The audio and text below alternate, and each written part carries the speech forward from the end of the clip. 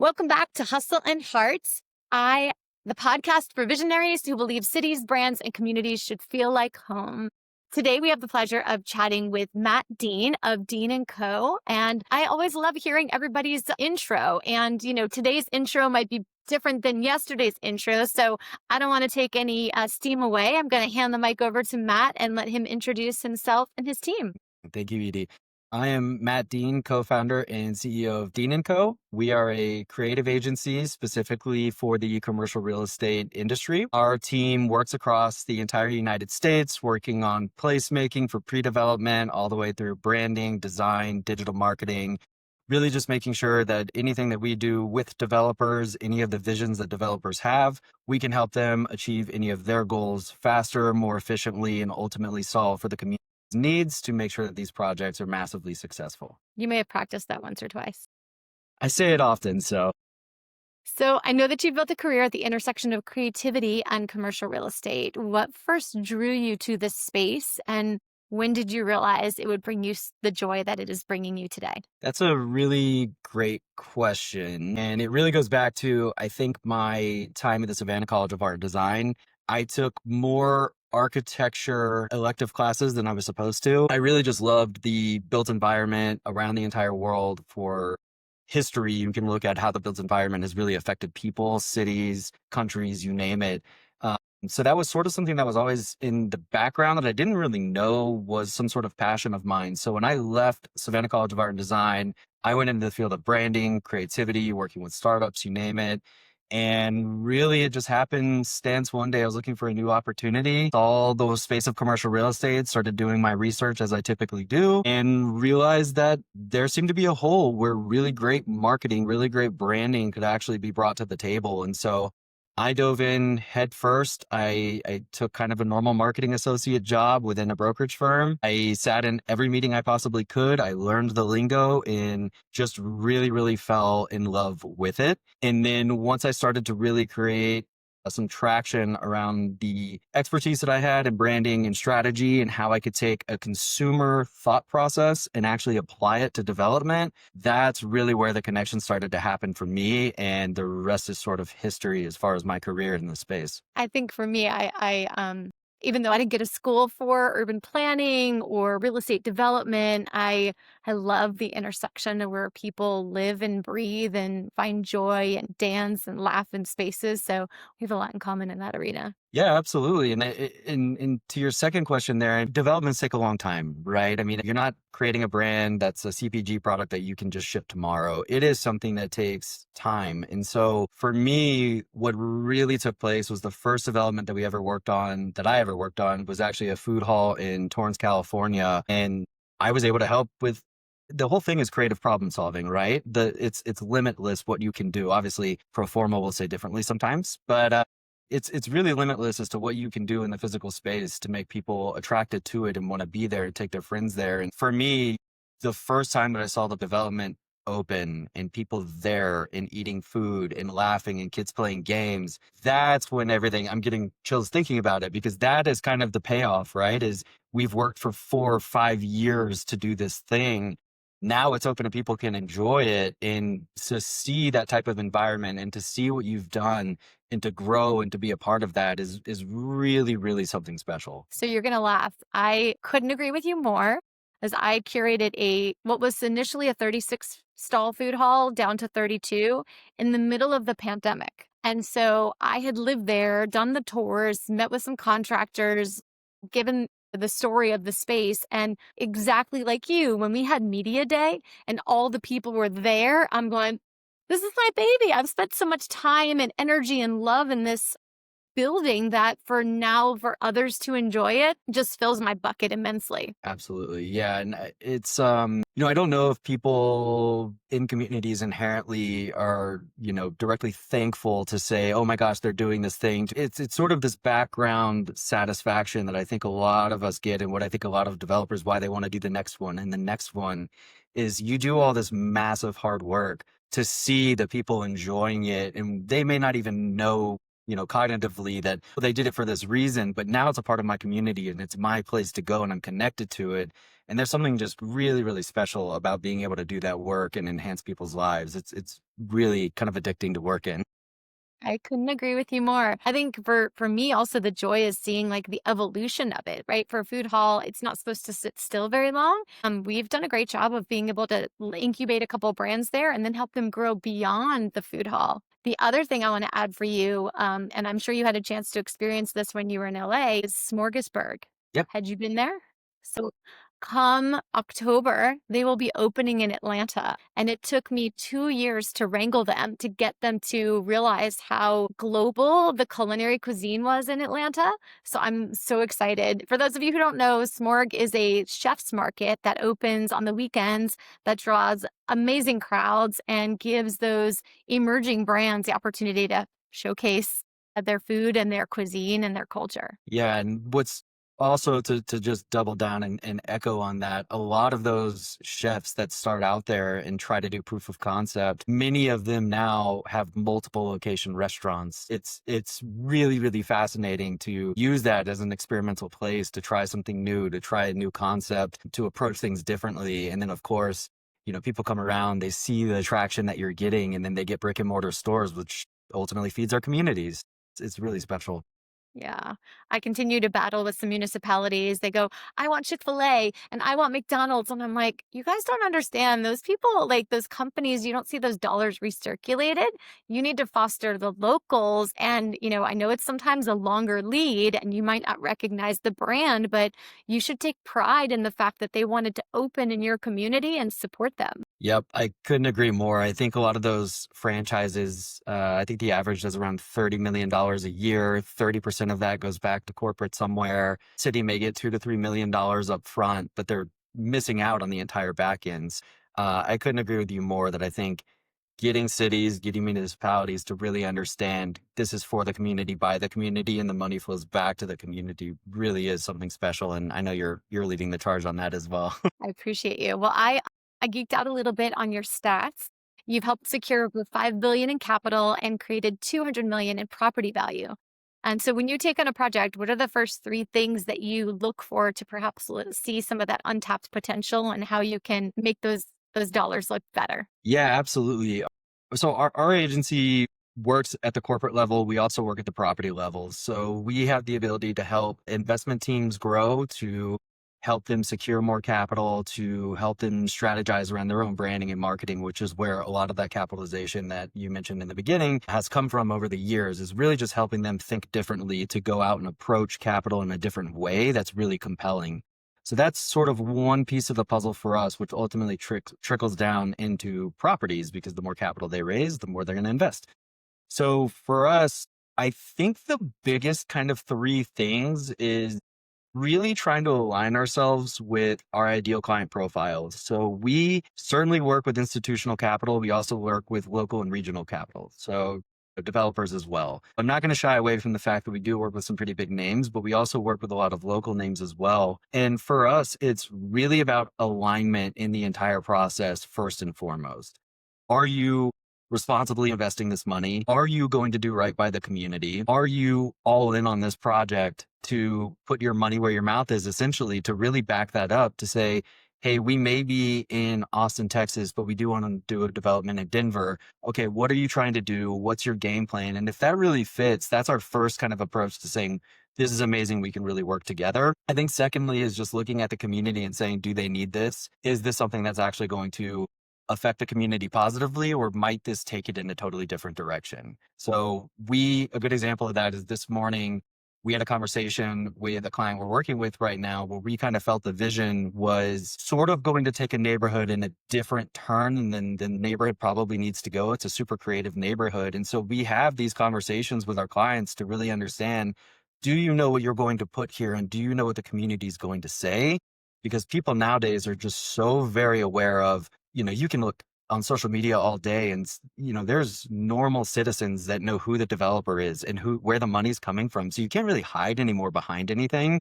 I think for us, it's really looking at the investor developer. Do we believe in them? Are they going to respect our creative process and let us bring what we do to the table? And if that's a good collaboration mixed with their vision of the project and understanding of the community, that really bridges the gap for us of being able to take on a project and do some really creative work. Yeah, no, I appreciate how you have that massive filter. People ask me why I named the company Terra Alma. Terra is Italian for dirt, ground, and Alma is Spanish for soul. And so, like your filter, it is the filter by which we put everything through. If we don't feel like we could put a piece of our soul into working with this client, this colleague, whatnot, then the answer is no. And I think that it garners a lot more respect and weeds out the clients that we should not be working with by being steadfast in, how we know we can be successful with them. Absolutely. And what a powerful, great position to be in where, there are times where we've said no, thank you. And I'm sure you have as well. And I think to be able to do that, I mean, simply put, Dean&Co, we founded our agency. Our tagline is do good work with good people. And that is just simply put what we're trying to do. If you have the ill intentions of doing something and just trying to say, hey, we want to build this thing and in 3 years we're going to flip it and sell it, that may be not the best use case. But if it's really something that we believe in and that the developer and investor and team really believes in that community, then you can really do some powerful work together and ultimately leads to more. Yeah, it's funny that you mentioned that because they are folks that really love the development and entitlement process. In fact, there's a multifamily developer that we work with, and they buy the land, they entitle it, they build it, they get it leased up on the apartment side, and then they sell it. And I said, let's be a little bit more thoughtful about like the retail restaurant spaces at the base of this because you could be known as the apartment developer who is so thoughtful and intentional about the retail that it almost becomes your brand identity. And there are people who are going to be banging down your door to buy your properties because of how thoughtful you were about all the pieces coming together. So I'm trying, and I'm sure like you, to help them understand, let's take a little bit more time and we want to create a series where people are, fighting over one another to buy our projects. Yeah. And I think a lot of that also goes to understanding of where's the capital coming from. If you have an understanding of where the capital is coming from. So anytime that we this goes back to assessing who's the developer, where's the investment coming from. If it's highly institutional capital, you probably know that it's not going to be a long-term hold of a project, which ultimately, if we're talking about creativity for creativity's sake on our end, if we know that that's going to happen, we immediately know right away that our creativity of what we can really do with the project is going to be limited because it's all going to come down to dollars and cents because of what the exit strategy is going to be. But if you have regional capital, high net worth capital, family office that are okay with long-term holds, those are the projects where we have truly seen the ability to come to the table and throw out the most wild idea and it pencils because it's not a 5-year return on that investment. It's a 20-year return on that investment. Another part of it for us is really trying to understand where's that capital coming from and who do you have to answer to, because it does start to shift the creative process a little bit of what the ultimate goal is and what we can do and bring to the table. Totally agree. And it's good, like, let's follow the money. Let's know who's behind it. Let's understand what their motivation is so that we can decide how best to approach this. So I'd love to hear a story about how you got what appeared to be a tough or steadfast client to open up and be more receptive to the creativity that you and your team bring to the table. That is a really, really, really great question. I think that is a daily conversation that we have all the time, no matter how friendly the developer and investor is with us. Anytime we come to the table, it really does change the game for us. So I think the biggest example is a project that we are working on right now, actually in Salt Lake City, where we ultimately presented an idea of doing this highly interactive art installation that we wanted to do that's not going to be super cheap. And the whole idea around it is it's in a park. There's no ROI that's necessarily associated with it unless you do sponsorships or something like that. But the goal is if you can place make that appropriately and you can bring more people to shop at the retail and more people to stay at the hotel and come see what's happening, it will bring a massive amount of people to this project where again, it goes back to over time. If you can keep people coming back and spending money and enjoying the place, your investment and your value in that property will ultimately get increased over time. And so that's one where we had a really difficult conversation. It's going really well right now. But we ultimately started to present all of these ideas that you can do with this interactive art piece and where we think that PR will pick it up and where people will come from to see it. And so having that conversation around it's not just today signing a lease or getting paid rent from an apartment. It is thinking 5 to 10 years down the line and really trying to understand how do we keep people coming back here? We're both in the space of commercial real estate. We know across the United States it's really tough right now for people to come out and spend money. We obviously are all very aware of that. So being really intentional around these bigger ideas and bigger initiatives to say, here's what we're going to do to make this right for the community and have people come back is something that we have an active conversation on every single day to try to make that investment make more sense, not necessarily direct sense like dollars, but really more sense of is this going to be right for the community and long term will it help the businesses that have signed leases with us because we need them to stay and be retained at this property. Right. And I mean, more often than not, those leases are 5 year, 7 year, 10 year. And, part of the reason why they're signing up to be there is the collective pull of community that serendipitously you might take your kids out to the restaurant, but yet there's an ice cream store next door and they want to change the scenery and they're like, we want some ice cream. And so there is, the conversation about critical mass and being close to neighbors that ultimately will have that ripple effect to bring additional dollars in your door. Yeah, our agency also has full digital marketing services. And I think a lot of developers also go, okay, it's open marketing. Marketing has to make this successful. Marketing is a piece of the puzzle. The place has to continue to adapt and evolve over time. I am of the understanding and what I have been kind of chanting and my mantra to everyone we work with is to think about places as brands. It's not a it's a physical building that people will be spending money at, and ultimately it will go back to the investment. But if we think about it like a brand, where in the initial onset, it has to be a B2B focus. We have to get tenants in. We have to get people here. Okay, now everything's open. We have to switch to B2C now. And we really need to make these places extremely special so that people feel comfortable, confident to come back here. It's priced right for the community, whatever it might be. But we have to be understanding that restaurants alone, retail alone, can't just open their doors and business is all good.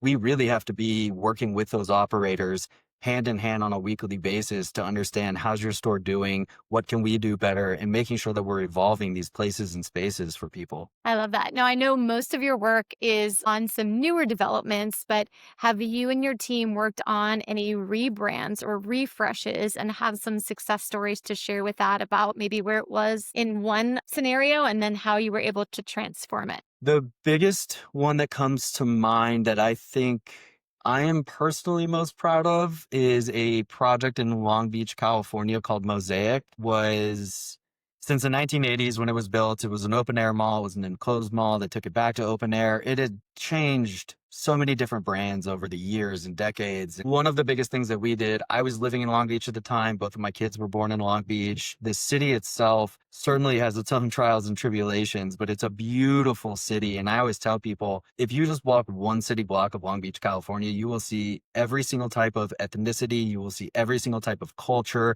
every type of food you can think of. It's just this eclectic mass of people that is just beautiful. And so when we had the opportunity to join the project, I really stressed to the development team that you have to tell the Long Beach story. It has to be by Long Beach for Long Beach, or else the community will reflect a negative response. And so what we did was ultimately rebrand the project to Mosaic, and we told the story of Long Beach literally in the name. It's an amalgamation of different shapes, sizes, colors, textures, whatever, that come together to make something extremely beautiful. And from there, we shut off a promenade. We put bollards up on each side, no more vehicular traffic. It's only for pedestrians. We brought in local food operators to take over vacant spaces that were there. In the first year that we rebranded, we held over 100 events on that promenade. it was just so special. And even today, that promenade is used for skating for autism, helping kids learn how to skateboard. There's dance classes, there's still markets that are taking place, larger events. It really is exactly what Long Beach should be, is just a community of people coming together to celebrate.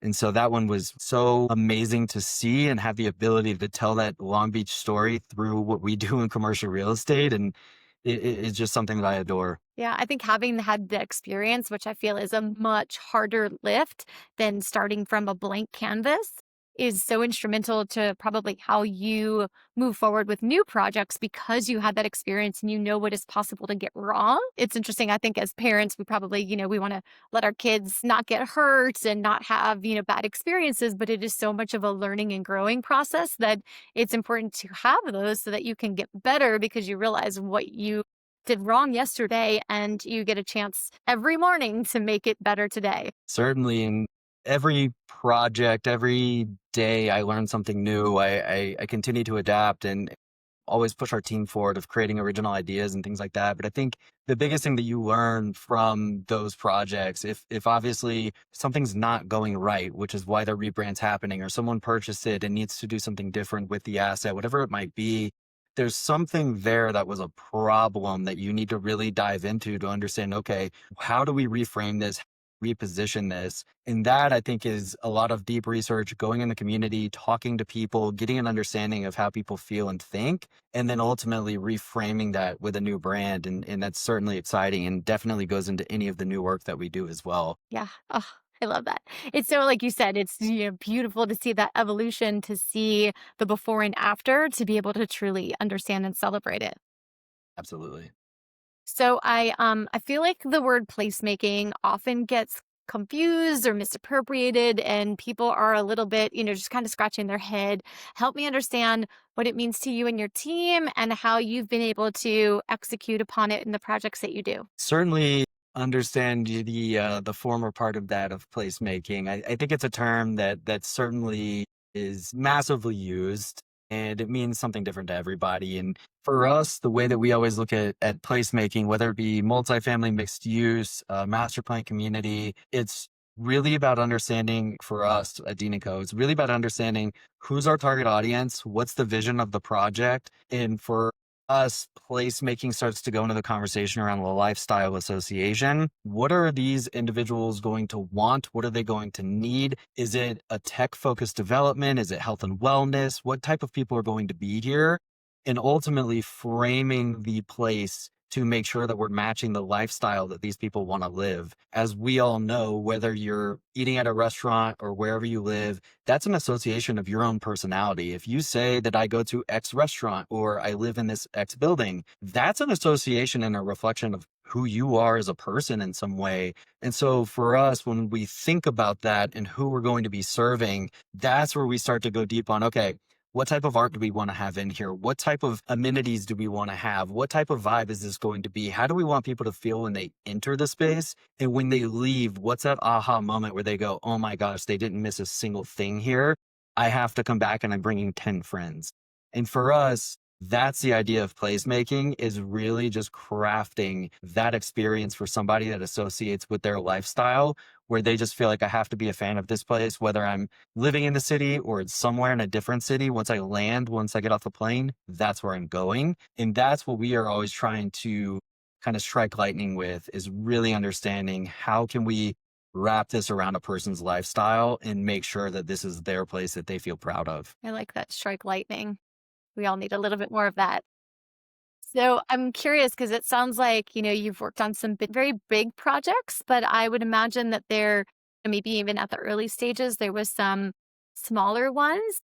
How do you help the, maybe emerging developers, smaller scale developers leverage the knowledge that you bring to the table and really see them grow and thrive? And I'm sure, given the time that you've been in this, I'm sure there's some that you've started with and then they continue to grow because of the success of your work. Yeah, and for us, we certainly have some really big projects that are in our portfolio. We're getting bigger projects, which I'm unbelievably fortunate for, absolutely. But at the same time, we still love and take on the small projects, whether it be a bar, a restaurant. We just launched a food hall yesterday called The Berg in Westminster, Colorado.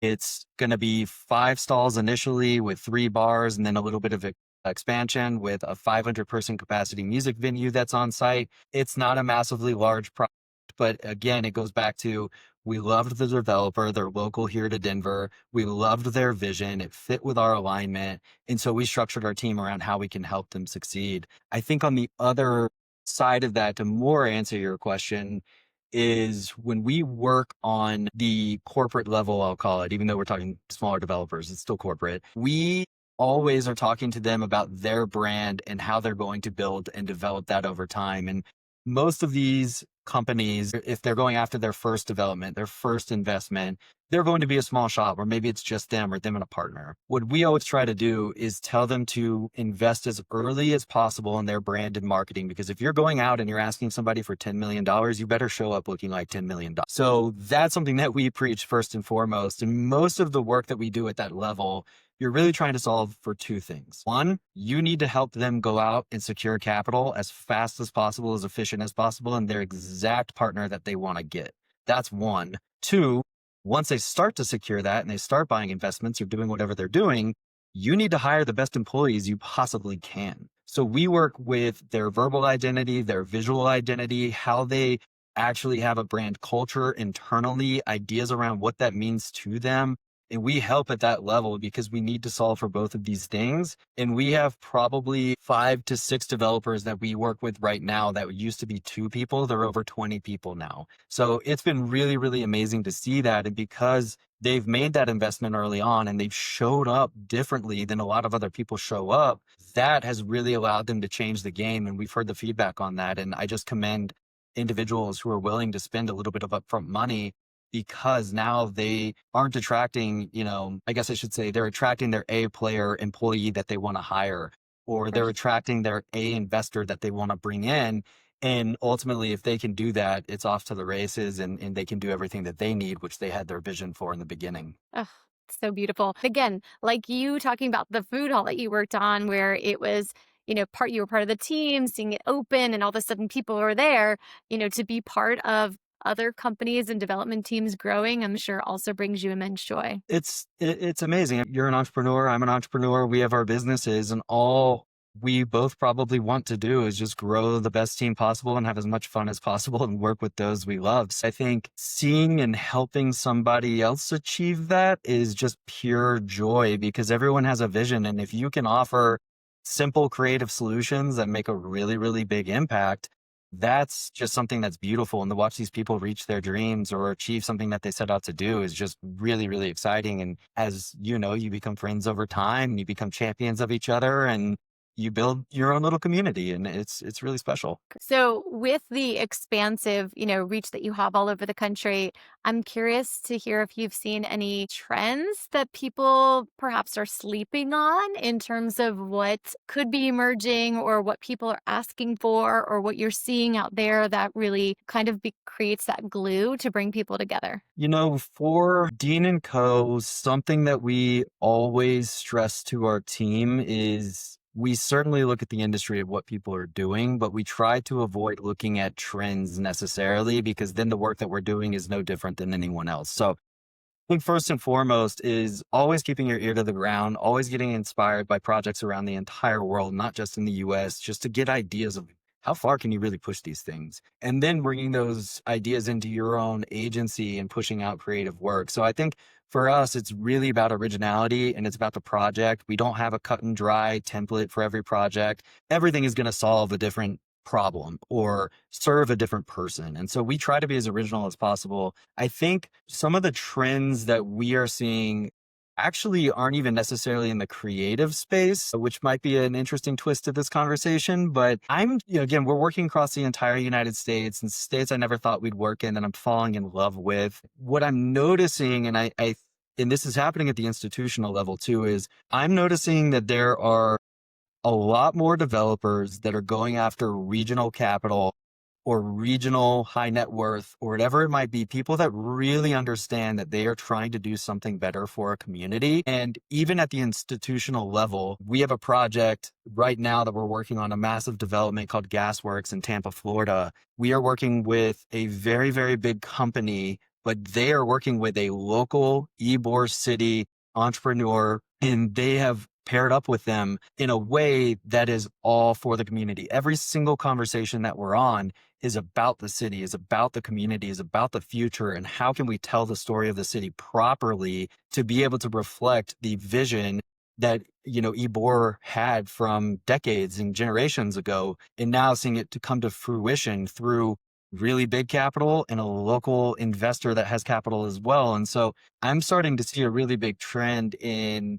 generative capital where people understand it's for the community, by the community. We're trying to stay in this long term, which is really, really, really exciting because you can just do so much more in that space. The other element, which goes back to what I was mentioning before, is we are starting to, I've always had this conversation around, I think places are brands, full stop. I have mentioned this early on in my career, and I said, your place is a brand, and a brand that someone wants to associate their lifestyle with. I got laughed at a couple times, here we are in 2025, about to start a new year, and that conversation is landing all over the place where we need to understand again, when you go to do a development, there's a B2B portion of the brand. You need to be able to go get entitlements from the city. You need to show up and be able to tell them your story and your vision. You need to go secure capital. You need to go talk to retail tenants to bring them into the property.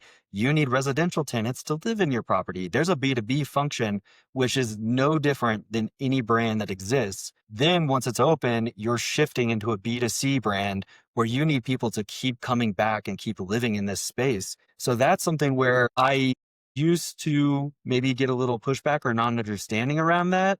But now that we have shown that it's proven that a brand and a place that's done well with great marketing and great branding that can secure tenants faster, that can keep tenants there, your value on your pro forma should be going up and increasing. And that is a fact. And we fully believe that. And we're having a lot of developers that now understand and believe that as well, which is really exciting. What's the song? You find a moment when you can exhale because you realize that like they finally get it. So I appreciate that. Well, Matt, thank you so much for sharing your brilliance and your passion for bringing great design and encouraging people together. Whether you're an emerging brand dreaming of your first brick and mortar, a developer seeking to unlock hidden value, or a city leader planning your next great neighborhood, we're here to be the pixie dust that makes it all come together. If this conversation sparked something for you, drop a comment or share this episode with someone who's ready to build places with heart. Because the future belongs to the bold and to the soulful. My name is Matt Dean, and you're listening to Hustle and Heart with the wonderful, most fabulous Edie Weintraub.